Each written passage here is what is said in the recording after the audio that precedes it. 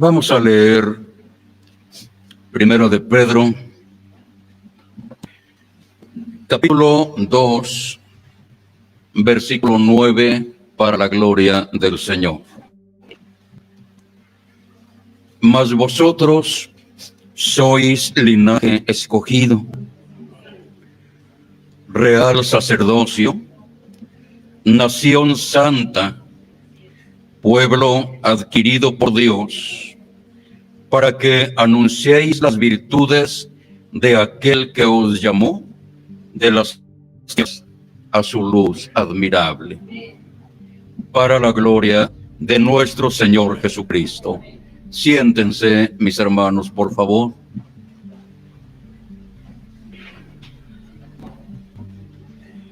Ya le hemos pedido al Señor, Él venga a asistirnos, a ayudarnos para que nuestra reunión sea de edificación y no sea un pasatiempo, sino que el propósito nuestro al venir a este lugar, como dice un himno, hemos venido a buscar una rica bendición. Dios nos ayude en el nombre del Señor Jesucristo. Vamos a tomar, ¿verdad?, ese tema que podremos verlo en dos textos. En estos dos textos está, hermano, la explicación muy amplia de parte de nuestro Dios, y el tema se titula Identidad y misión permanente de la Iglesia de Jesucristo. Este es el tema: identidad y misión permanente de la Iglesia de Jesucristo.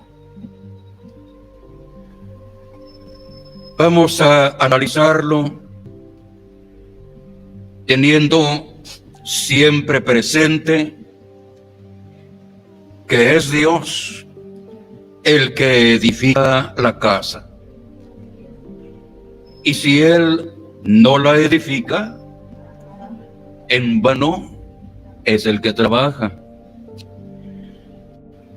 Y nosotros, ¿verdad?, no queremos que nuestra asistencia sea vana, sino que el Señor nos dé lo que hemos venido a buscar, y que a través de lo que vamos nosotros a recordar de su palabra y tomando diferentes consejos que el apóstol de Jesucristo ha enviado a través de sus misivas o cartas, podamos, ¿verdad?, con la ayuda de Dios, tomar la palabra que a nosotros nos pueda hacer falta para nuestra prosperidad, para nuestra seguridad todavía más en su santo camino. Vamos primero pensando. Identidad. ¿Qué es identidad? Es el ser de una persona o una cosa.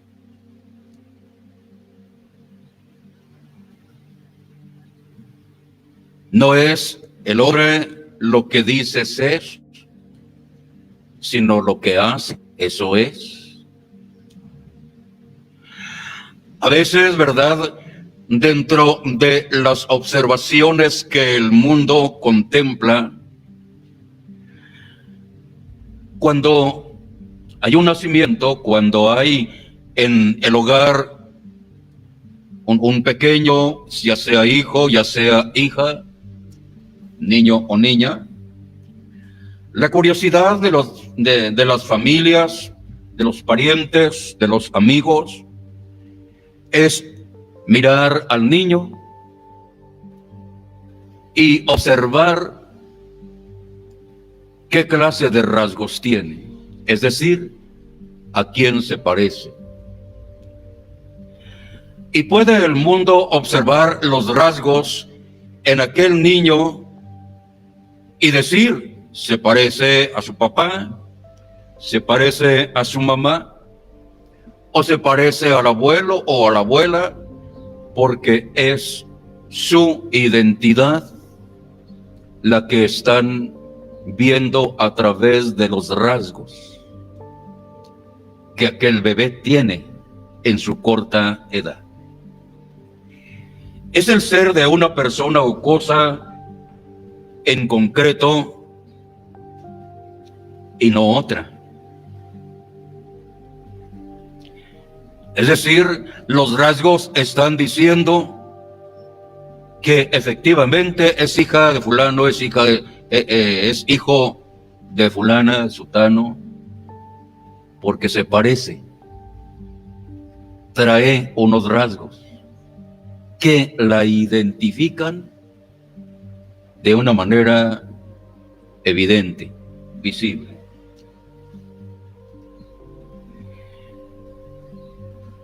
Y se determina por los rasgos o características que la hacen diferente de otra persona o de otra cosa.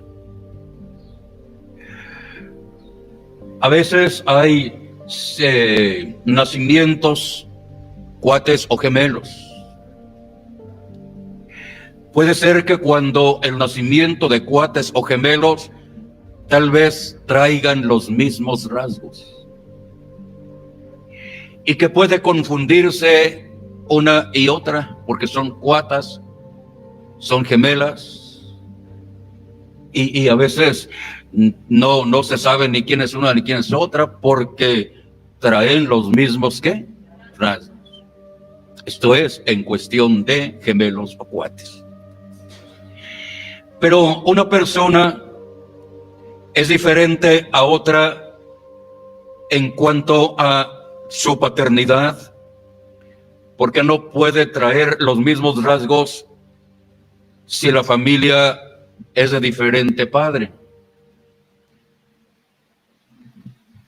Cada familia tiene sus propios rasgos de identidad y los hijos gozan de esos rasgos que los hacen diferentes de otras personas ajenos a la familia. Bueno,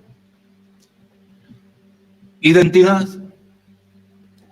Vamos nosotros viendo nuestra identidad de una manera no humana, física o de sangre.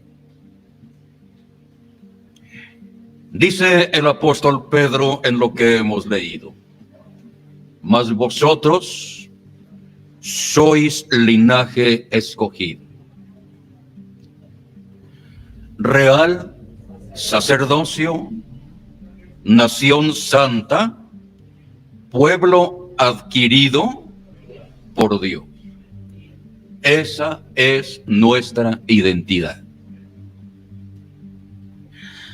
Claro, nunca hemos nosotros de suprimir, ignorar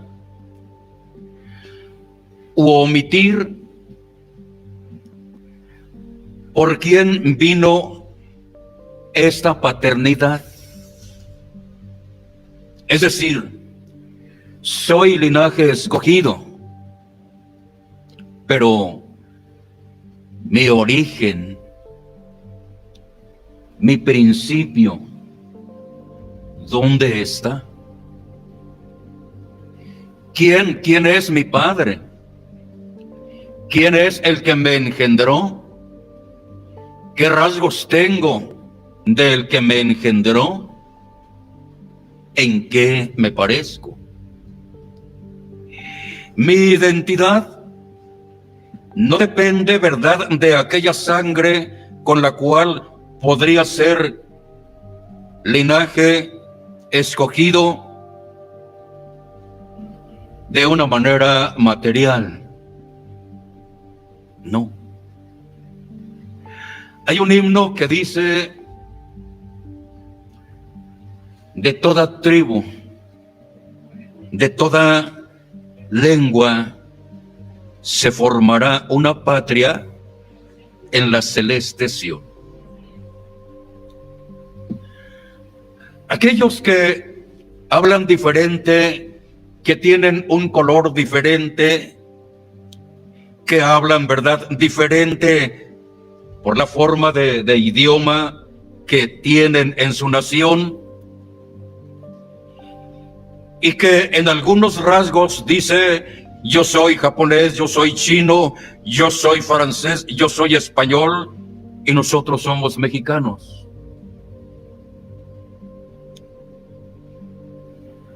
Cuando dice: de toda tribu, de toda lengua, de toda nación y de toda raza se formará una patria, esto nos da a entender que los rasgos físicos podrán ser diferentes, mas no los rasgos espirituales. Aunque sea japonés, chino, francés, español, filipino, tailandés, mexicano o americano o cubano. Podrán tener diferentes rasgos en su color, en su forma de hablar, en su fisonomía humana, que hace que haya una diferencia humanamente entre el filipino y el mexicano. Pero cuando también entonamos nosotros una alabanza de la cual habla que un día se iban a reunir de todo pueblo, de toda tribu y de toda lengua, aquellos que estando niños escuchábamos esta alabanza y nada más veíamos hermanos de México, los que se reunían a la Santa Cena, y todavía en el año 37, cuando se celebra una Santa Cena en una isla cerca del lago de Chapala, 17 hermanos. Esos 17 hermanos cantaban esta alabanza y podrían preguntar y decir: ¿cuándo serán estas cosas? ¿De qué tiempo está hablando este canto, este himno? Y el tiempo lo fue declarando. Y Dios lo fue manifestando, porque es Dios el que se encarga de llamar, de traer, de decir: ven, te estoy esperando. Sí. Ese es tu origen, hermana, tu origen, hermano, mi origen. Dios. ¿Quién me llamó? Dios. ¿Quién me trajo? Dios. ¿Quién me amó primero? Dios. ¿Quién me encontró primero? Dios. Ese principio nuestro se llama Dios, que manifestó su misericordia para sacarnos a nosotros de donde estábamos, en donde nos encontrábamos nosotros, cualquier condición en la cual nosotros nos encontráramos. Dios ya tenía en su plan llamarnos en su debido momento, en su debido tiempo. Y aquí hay hermanas y hermanos que fueron llamados en tiempo de nuestro hermano Aarón Joaquín. Bendito sea Dios. La mayoría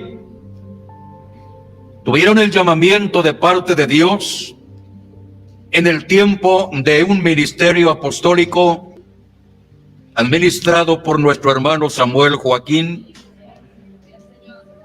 y nos llamó el Señor en esos más de 50 años de un ministerio apostólico presidido por nuestro hermano Samuel Joaquín, y decimos, aquí estamos, unos y otros.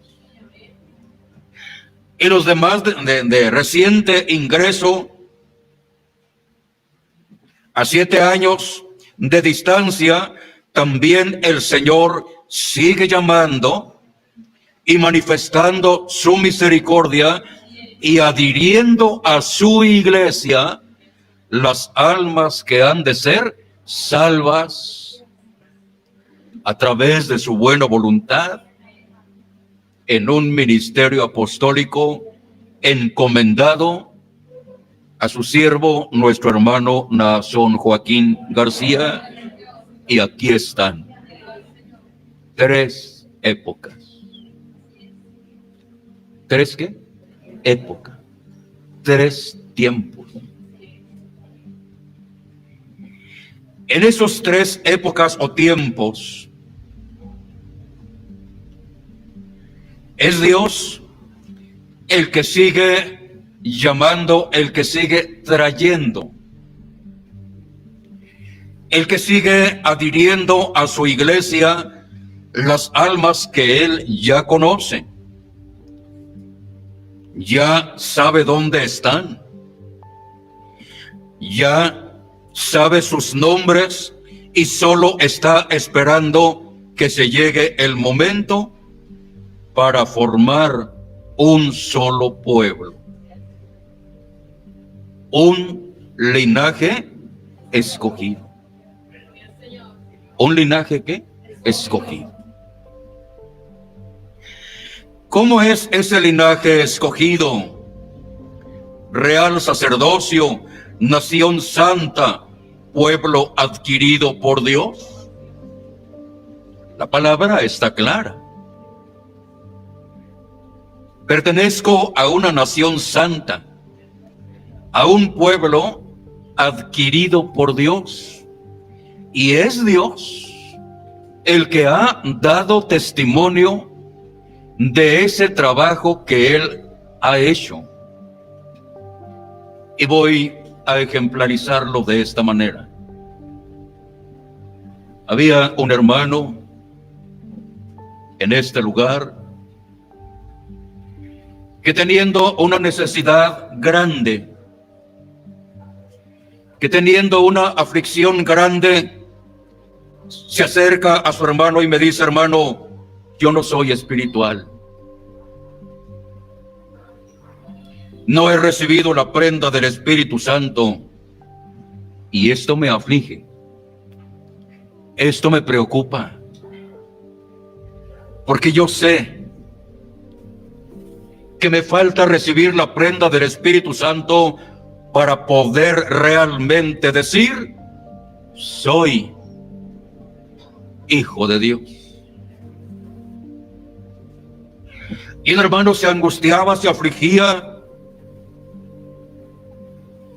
con toda razón,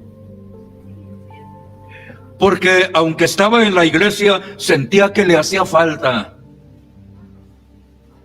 sentía que era una necesidad buscar y pedir a Dios su misericordia para que le diera eso que tanto anhelaba nuestro hermano recibir para sentirse completo, satisfecho. Y buscó. Y empezó, ¿verdad?, a pedir al Señor su bendición a través de la oración y en los avivamientos.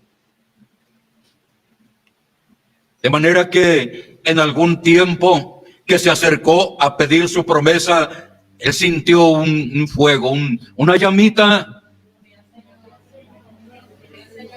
Y me dice: hermano, sentí bonito. Bendito sea el Señor. Pero ya era el último día y no recibió. Pero a la siguiente semana iba a haber avivamientos en hermosa provincia y me dice, hermano, yo voy a ir. Vaya, pero pídale. ¿Ya sintió así un poquito de lo que es el amor de Dios? Vaya, pídale, llórele, clámele, porque Dios conoce su necesidad. Va nuestro hermano a provincia, y cuando va precisamente por ella. Con seguridad se acercó a Dios y le clamó, y empezó nuestro hermano a hablar sus lenguas. Y las lenguas manifiestan que aquel hermano o aquella hermana está siendo escuchado de Dios. Y Dios mismo con su propia mano está escribiendo en el libro de la vida el nombre de aquella hermana o de aquel hermano, lo cual hace que el hermano o la hermana tenga una experiencia precisamente de lo que es Dios. De lo que es ¿quién? Dios. Y vamos a decir su papá, su padre. Porque somos hijos de ¿quién? Somos hijos de Dios. ¿Conozco el amor de mi padre? Claro que sí.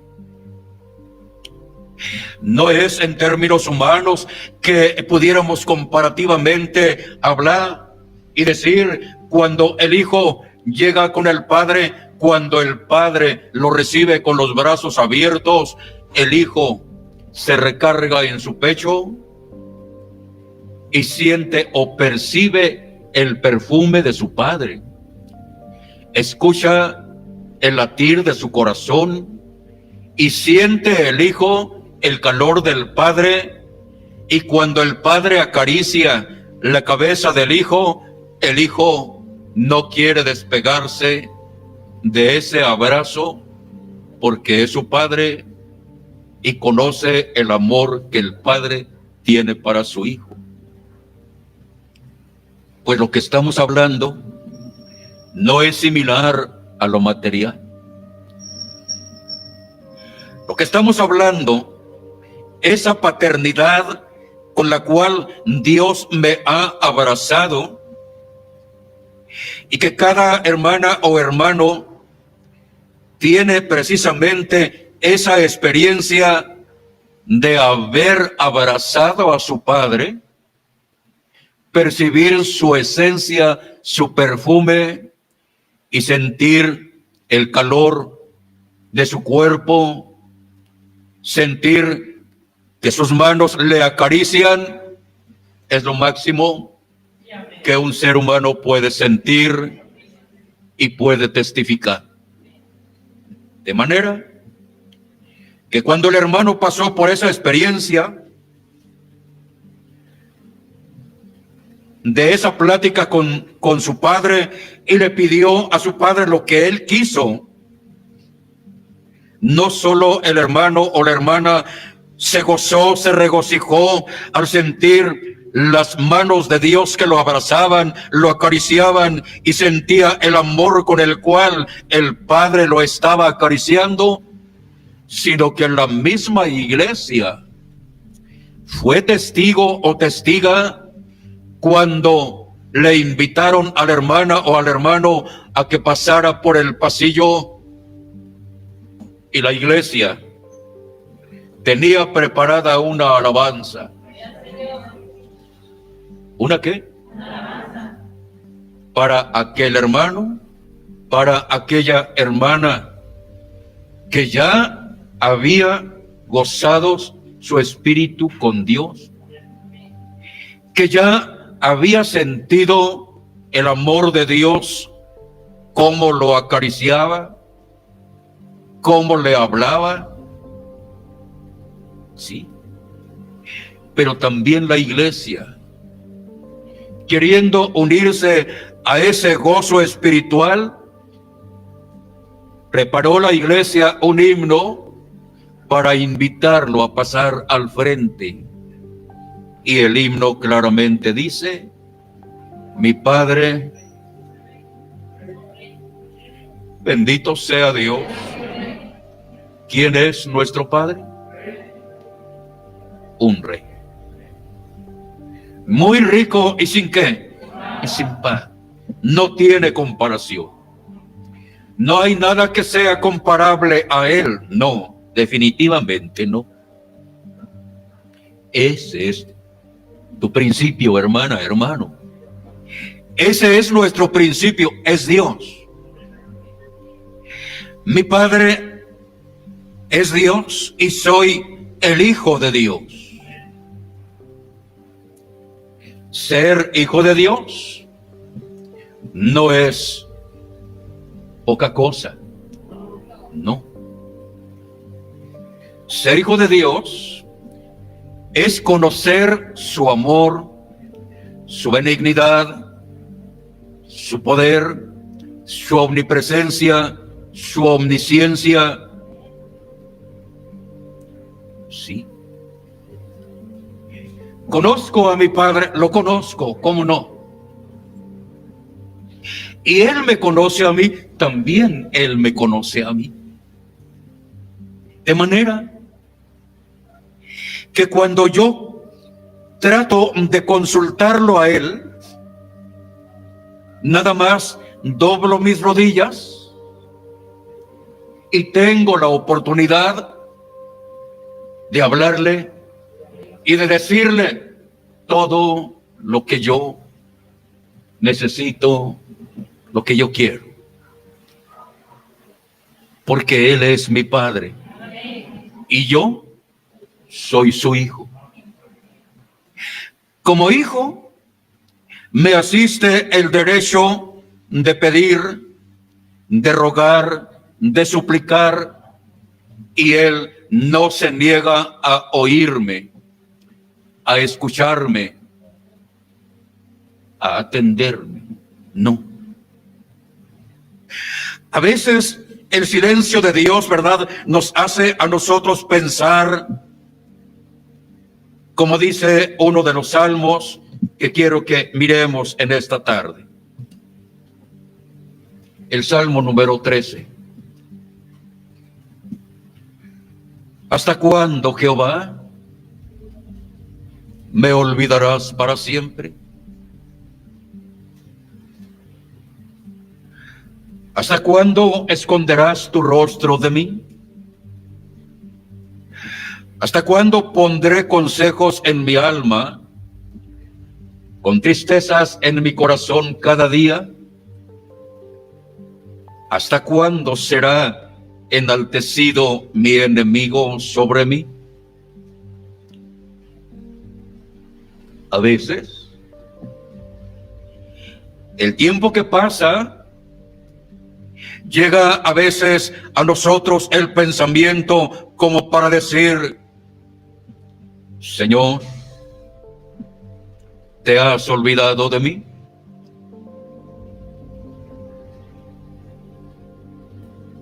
Señor, ¿te escondes de mi rostro? ¿O tu rostro se esconde de mí?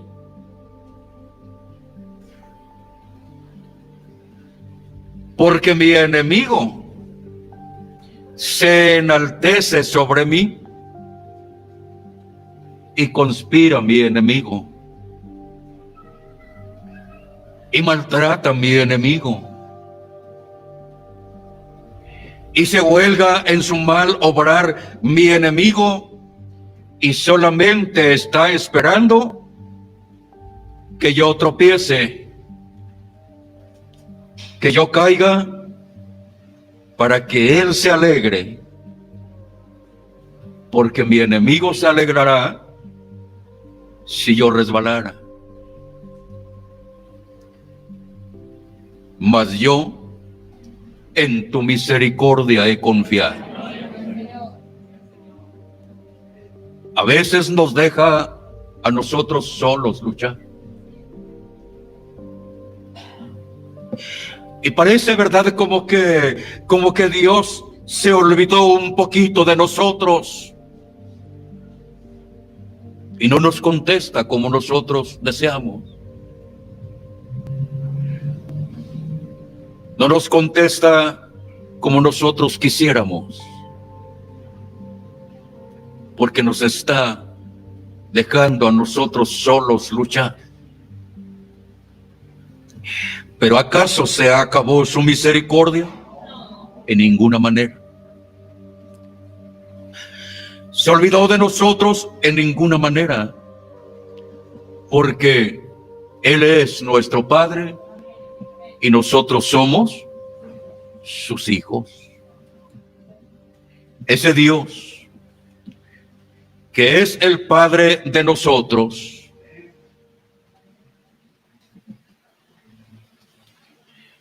manifiesta siempre, hermanos, su bondad. Vamos notándolo.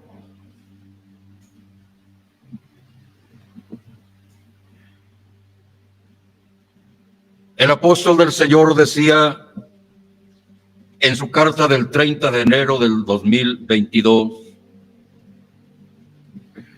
pocas veces se cuestiona ¿cuál es la naturaleza de Dios? ¿Cuál es su excelencia? ¿Cuál es su grandeza? O más bien, ¿cuáles son sus grandezas? Porque en Dios no hay cosas pequeñas. En Dios todo es grande. Su misericordia es para siempre. Su amor es eterno. Su bondad es inmensa. No hay en Dios cosas pequeñas. En Dios todo es muy grande. El mundo está distraído, absorto por sus sentidos, despreciando las grandezas de Dios. No le temen, no le adoran, no le buscan. Su nombre se pronuncia sin respeto, se le ruega sin atención, se ofende su presencia, se quebrantan sus mandamientos, no lo tienen en su noticia. Sin embargo, para ver y entender la naturaleza de Dios, su excelencia, su grandeza o sus grandezas, el vestido de Dios es una luz más potente que la de 1000 soles juntos, y los cielos son como una pequeña cortina de su habitación. Aún así, el profeta utiliza las obras de Dios como elementos grandiosos y admirables, visibles y conocidos por todos los hombres, para expresar de una manera material lo desconocido por estos, lo espiritual, su esencia inefable y poderosa. ¿Quién podrá ver de frente el resplandor de su majestad que se desprende de su divinidad? Nadie. Moisés, cuando estuvo frente a Dios, quedó marcado por su resplandor,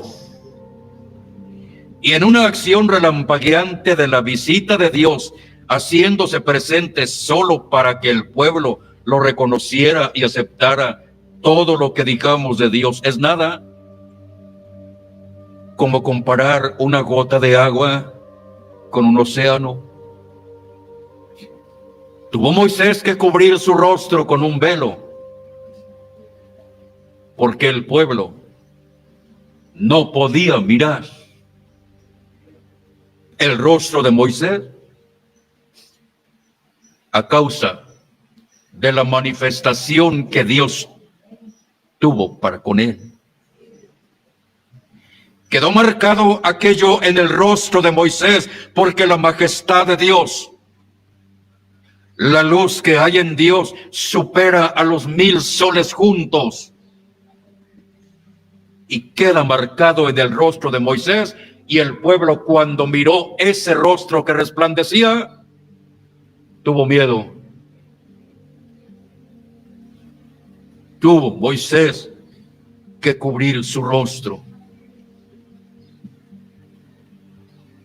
La naturaleza de Dios, su grandeza, su poder, su majestad, su resplandor, de ese Dios del cual mi hermana y mi hermano y tu hermano somos hijos.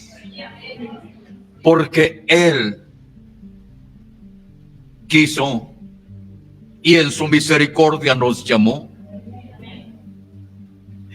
Del cual su presencia o su majestad puede decir comparativamente a aquel hombre, cuando se refiere a Dios: ¿a dónde iré de tu espíritu? ¿O a dónde huiré de tu presencia?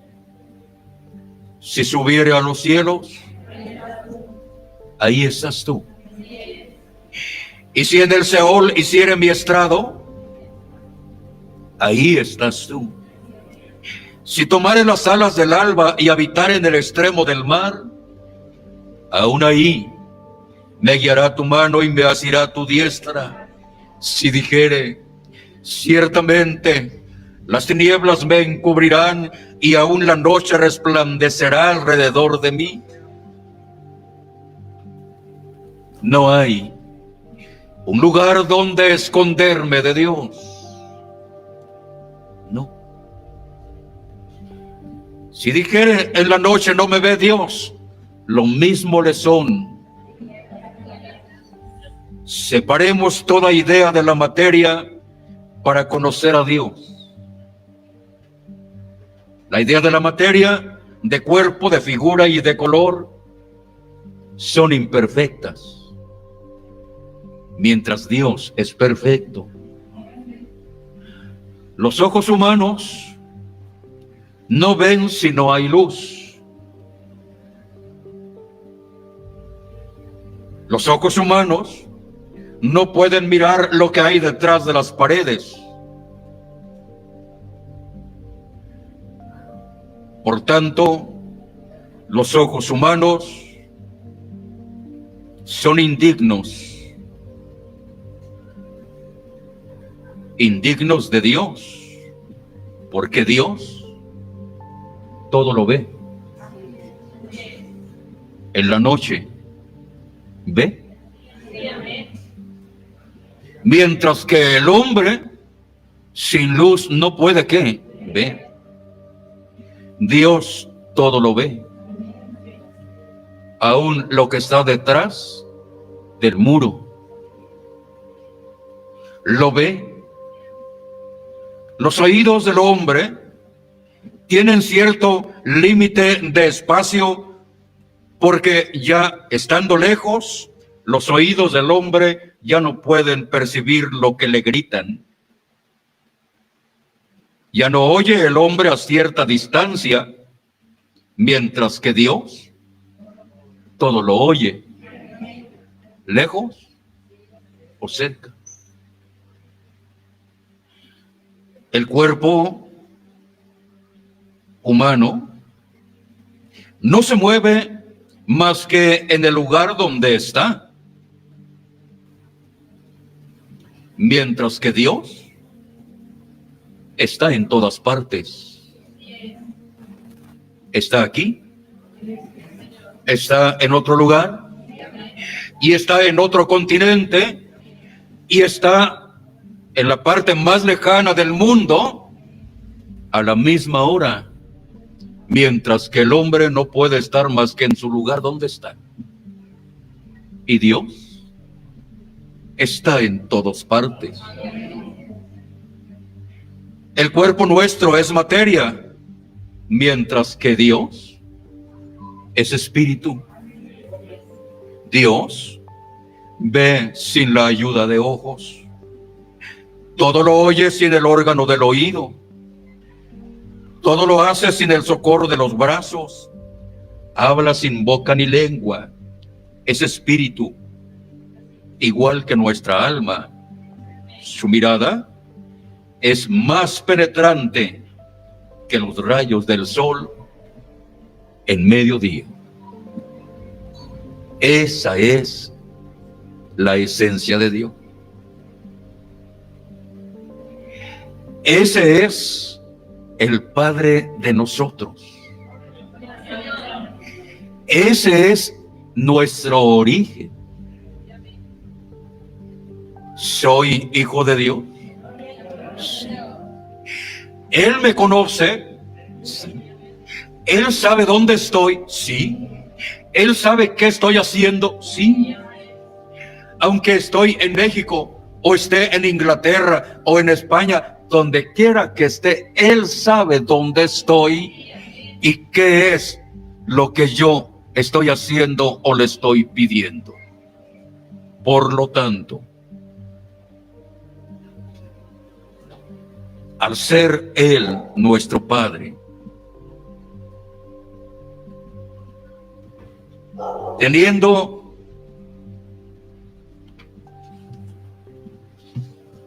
el Espíritu del Señor este tema,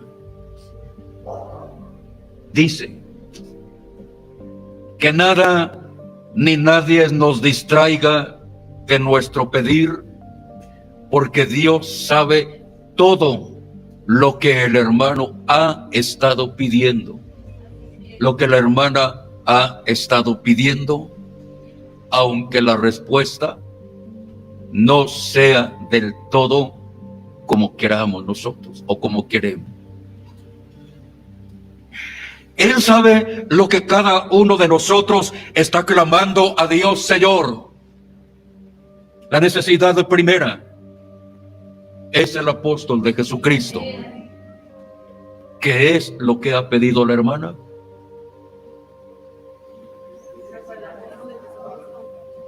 ¿Cuál es el clamor que la hermana ha ofrecido a Dios en favor de su santo apóstol? Señor, líbralo. Señor, cuídalo. Señor, dale salud. Señor, y atráelo, líbralo de la prisión. Pregunto a mis hermanos, ¿Dios ha oído y sabe lo que la hermana ha estado pidiendo? ¿O no sabe? Porque Él todo lo lo escucha. Todo lo sabe. Todo lo ve. Máxime en aquella hermana que es hija de Dios y que como hija aprovecha ese derecho que tiene para pedir, para clamar y rogar a Dios de una manera sincera. No es que Dios no ha oído el ruego o la súplica que la hermana ha hecho o que el hermano ha hecho. No. Dios todo lo escucha. Que nada ni nadie nos distraiga de nuestro pedir, de nuestra necesidad principal. Todos los días esperamos en Dios. Todos los días. Aunque no nos responda como nosotros queremos. Pregunto, ¿seguimos esperando en Dios? Claro que sí. Si Él es mi Padre, si yo soy su hijo, jamás Él abandona a sus hijos. Jamás. Y estamos hablando de sus hijos. No estamos hablando de una hechura propia de Él cuando nos refiramos al elegido de Dios. No, lo vamos a mencionar en su debido momento. Estamos hablando como hijos. Jamás nuestro Padre nos abandona y nos deja a nuestra suerte, porque Él conoce nuestro pedir, nuestro ruego, nuestra oración. Él la conoce de principio a fin. Todos los días esperamos en Dios. Todos los días. Por eso viene mi hermana aquí todos los días. Porque espera ¿en quién? En Dios.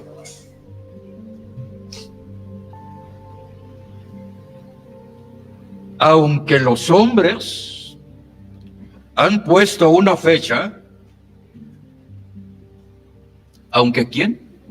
Aunque los hombres han puesto una fecha, nosotros esperamos el día en el calendario de Dios. ¿No es igual? No. Uno es el pensamiento de los hombres y otro es el pensamiento de Dios. Uno es el tiempo de los hombres y otro es el tiempo de Dios. El hombre ha puesto fecha, límite, tiempo. Pero nosotros esperamos el día en el calendario de Dios. Es decir, en el tiempo ¿de quién? De Dios. Es nuestro Dios un Dios que hace portentos. Pregunto a mis hermanos. Nuestro Dios es un Dios que hace portentos. No abrió el mar para que su pueblo pasara en seco. No hace brotar agua de una roca. No pone una columna de fuego para que alumbre a Israel de noche. Es el mismo Dios el que hizo portentos en Israel, el que liberó a su pueblo de mano de los opresores. Es el mismo Dios en el que nosotros confiamos, hacedor de maravillas, hacedor de milagros, y todos los días esperamos su milagro, sus maravillas, porque sus maravillas son nuevas cada día, sus obras son nuevas cada día. Así que, hermanos, continuemos con esta esperanza. Sigamos pidiendo que ese día, en el día que estamos suplicando, sea en el que Él obre maravillosamente en favor de su apóstol. Nuestra fe nos dice que ese día puede ser mañana, puede ser en la noche, puede ser en la tarde, de un momento a otro. Nuestra fe nos dice, puede llegar una noticia: ha sido liberado el apóstol de Jesucristo por la voluntad de Dios, porque uno es el tiempo del hombre y otro es el tiempo de Dios. Nuestra identidad se manifiesta a través de los rasgos que hay en nosotros. Somos hijos de Dios, pero como te decía, ¿cómo vino esa adopción? ¿Cómo fue esa paternidad a efectuarse en nosotros? Naturalmente, dice el apóstol, aunque tengáis 10,000 años en Cristo, no tendréis muchos ¿qué? Muchos padres. Porque en Cristo Jesús yo os engendré a través del Evangelio. La identidad ahí está. Mi hermano es hijo de Dios, mi hermana hija de Dios. A través de la intervención de un elegido de Dios se efectuó en nosotros esa paternidad. Somos hijos de Dios y tenemos los rasgos que nos identifican como hijos de Dios. ¿Cómo no?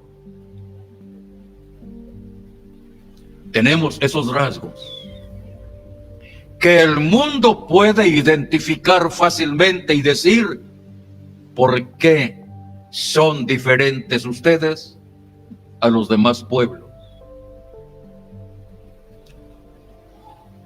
No se parecen, mucho menos son iguales. Hay una diferencia entre unos y otros.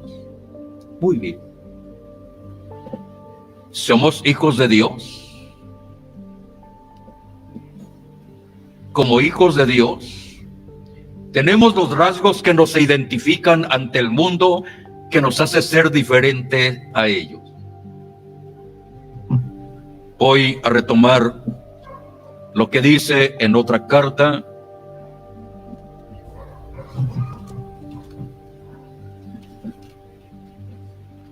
de el 1 de agosto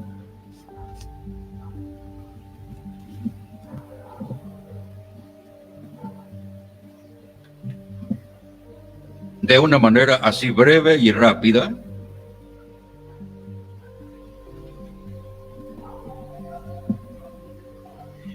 Dice: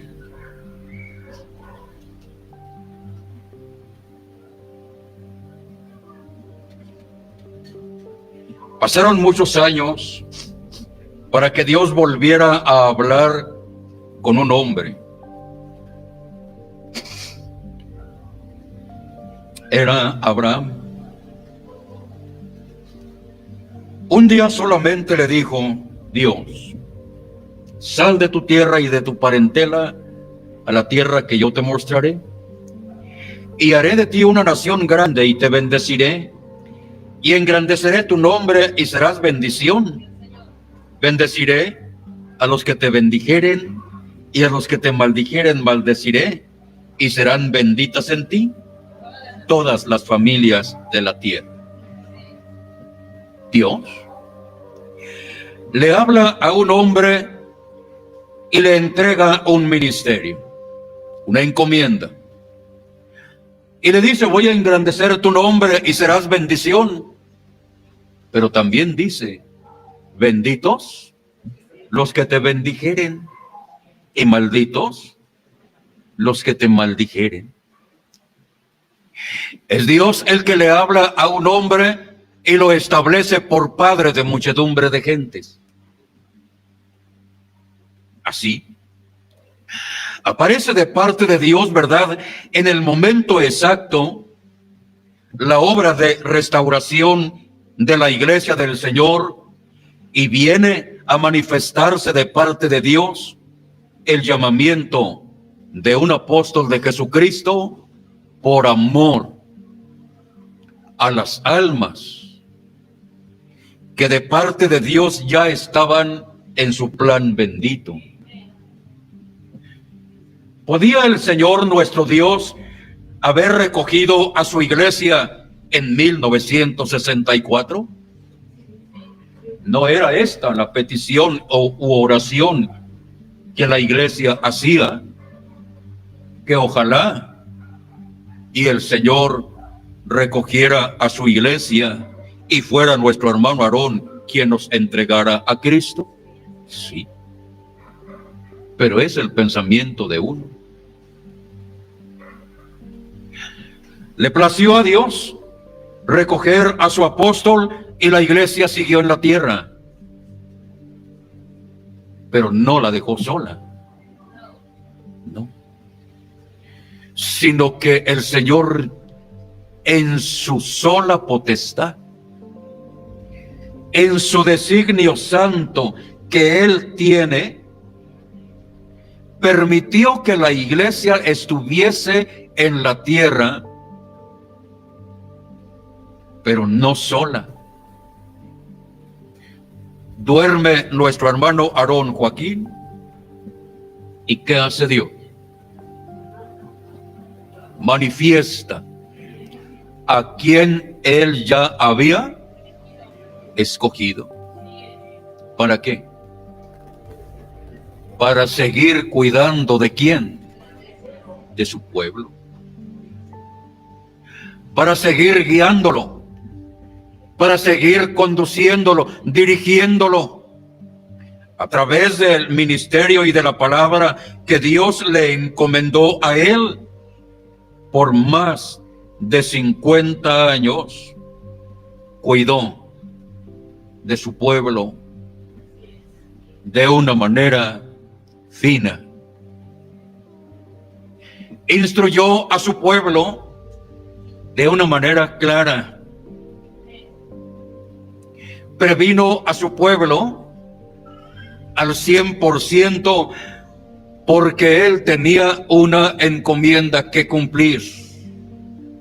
Así como nuestro hermano Aarón Joaquín, así nuestro hermano Samuel Joaquín tenían una encomienda que cumplir y lo cumplieron cabalmente. ¿Sí? ¿No quedó algo inconcluso? No. Terminaron su encomienda y el Señor los recogió. Porque terminaron el trabajo que Dios les había encomendado a nuestro hermano Aarón Joaquín, a nuestro hermano Samuel Joaquín. Terminaron su trabajo totalmente.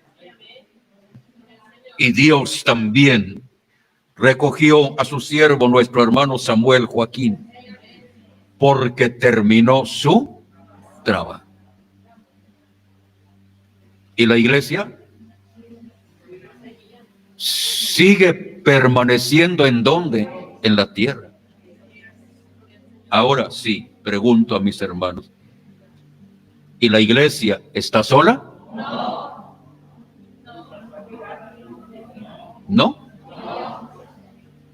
La iglesia sigue siendo cuidada por un apóstol de Jesucristo.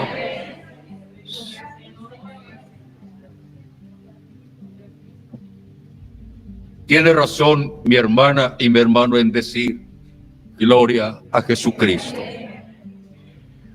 Porque la iglesia sigue siendo cuidada de una manera finísima y minuciosamente por un apóstol de Jesucristo que está sobre la haz de la tierra.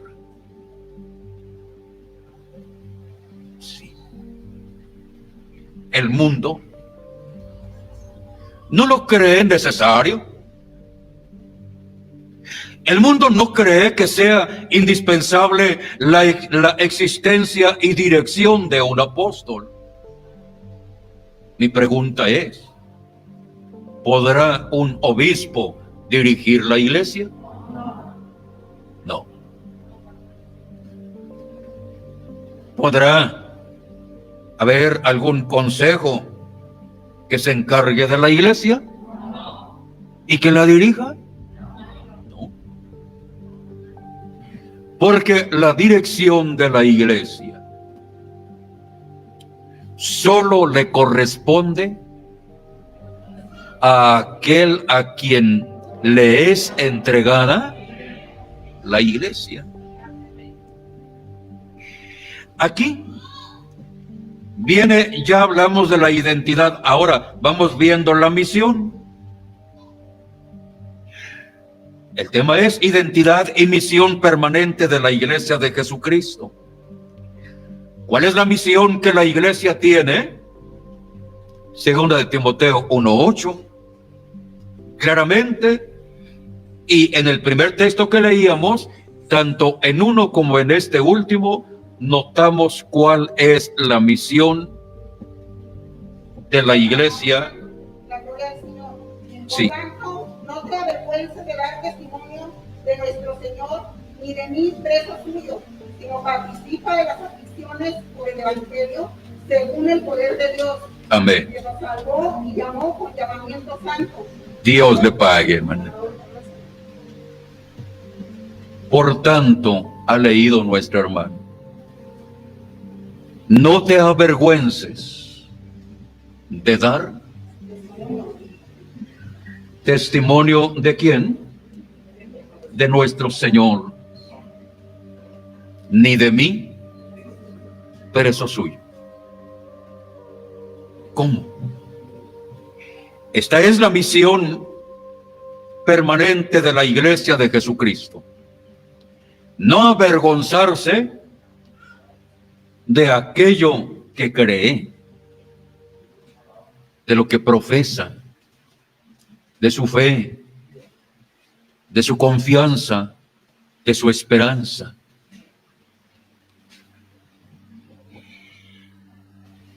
No se avergüenza la iglesia de poder enunciar y anunciar que hay apóstol de Jesucristo en la tierra.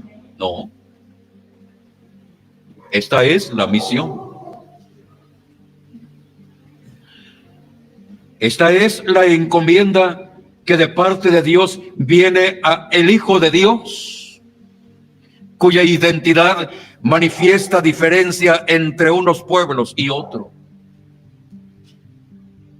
Que la iglesia no se avergüenza de dar testimonio de Cristo, ni tampoco del apóstol. Aunque el mundo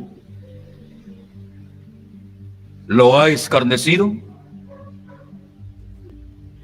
aunque el mundo lo ha exhibido y lo ha humillado de muchas maneras y lo ha agredido,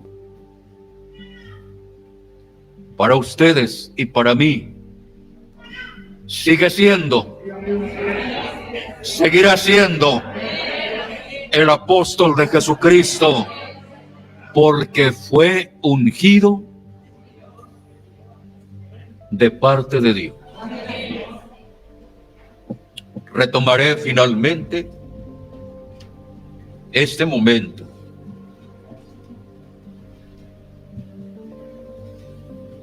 Qué grande poder el suyo, que balancea al universo en sus manos y recibe su gloria grandiosa y la da a sus ungidos, como Pedro, Jacobo y Juan, que fueron trasladados con Jesús y creían ellos que estaban en la tierra, viendo algunos de los profetas, pretendían hacerles ellos una cabaña. Al ver la transfiguración de Cristo delante de ellos, vieron que Cristo se transfiguró a pleno mediodía y su rostro resplandecía, y al lado de Cristo estaba Elías y estaba Moisés. Y dijeron los discípulos: Señor, ¿quieres que hagamos 2 pabellones, uno para ti y otro para Elías? Pensando ellos que estaban en la tierra. Sin embargo, dice el Espíritu de Dios, era una transfiguración en lo desconocido físicamente.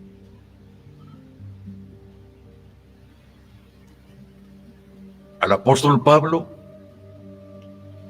que fue llevado al tercer cielo para mostrarle todos los misterios de su gloria en segundos, o como a Juan cuando lo trasladó ante el trono de Dios para que viera las acciones del poder divino. Por la forma en que el apóstol Aarón Joaquín fue llevado entre las estrellas del cielo para conocer misión y recibir su nombre, así como Samuel el apóstol, que como un ángel del cielo descendiendo sus pies en dirección de la tierra, supo la misión que Dios le encargaba. Como Naasón, siervo de Dios, mensajero del Señor, fue llevado para ser ungido, no en el pequeño cuarto, no entre una cama y un ropero, no. Fue ante su imponente trono celestial por la poderosa mano de Dios y con la presencia gloriosa de Jesucristo. ¿Cómo fue su ungimiento? ¿Quién lo ungió? Dios. Claramente está diciendo, no fue llamado, no fue nombrado. Fue ungido ¿de quién? De Dios. ¿Quién lo ungió? Dios. ¿Dónde lo ungió Dios? ¿En la casa de Jericó? ¿Ahí? ¿Fue ese el lugar en donde Dios ungió a su siervo? No. No fue en el pequeño cuarto entre una cama y un ropero. No. Fue ante su imponente trono celestial por la poderosa mano de Dios y con la presencia gloriosa de Jesucristo. A todos, abriendo su reino entre ángeles y querubines, entre el amor ardiente de adoración y admiración, en una invitación exclusiva a su morada, lo que para el resto de los hombres es inaccesible e incomprensible, pero infinito. Así fue el ungimiento del apóstol del Señor. Todo derecho tiene en decir Naasón Joaquín, siervo de Dios y apóstol de Jesucristo, no por hombres, ni tampoco de hombres. Con toda propiedad lo puede decir. ¿Por qué lo es? ¿Porque lo qué? Lo es. ¿Cuál es la misión permanente de la Iglesia de Jesucristo? Dar testimonio de Jesucristo. ¿Y de quién? Y del apóstol de Dios. Esa es la misión permanente de la Iglesia de Jesucristo. Pero que el mundo, que ha hecho y que ha dicho, podrá decir muchas cosas. Nosotros creemos en Dios y somos hijos de Dios, y Él conoce nuestro pedir, nuestro ruego, y Él nos escucha, hermano. Él nos escucha. Y nosotros creemos en Él y esperamos en Él. ¿Cuándo va a contestar plenamente Dios? Puede ser hoy, puede ser mañana, puede ser pasado mañana, pero de que va a contestar, porque nuestro Dios es infinito y su misericordia no se ha acabado. Dios ama a su iglesia. Cristo ama a su iglesia. Sí. El apóstol ama a su iglesia. Sí. Y nosotros amamos al apóstol, amamos a Cristo, amamos a Dios y esperamos en Dios, pues hermano, hay que seguir orando. Y la respuesta vendrá de Dios. ¿Cuándo? Cuando menos esperemos. Porque la iglesia jamás dejará de orar por el apóstol. Jamás. Dios nos ayude. Misión e identidad. Identidad y misión permanente de la iglesia de Jesucristo. ¿Sigue la iglesia adelante? Sí. ¿Cómo no?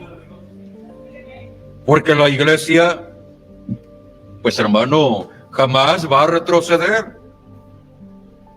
Dice el canto, porque el que nos guía es fuerte, ¿verdad? Muy bien.